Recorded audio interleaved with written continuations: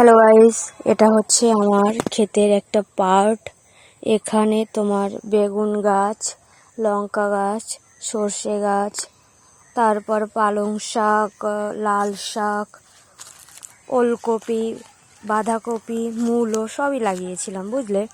কিন্তু বিষয় হচ্ছে এই দেখো কত মূলো, বাবারে, আরও অনেক। যত সরাবো আমি ততই মূলো দেখা যাবে, এত মূলো।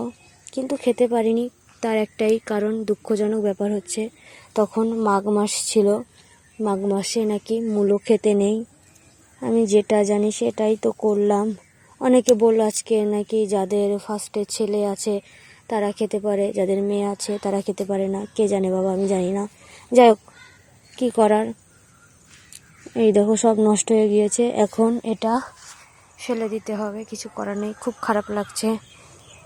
আসলে গাছ লাগাতে ভীষণ কষ্ট হয়, যখন ফেলে দেওয়া হয় বা অপচয় হয় তখন খুবই কষ্ট লাগে, কিছু করার নেই।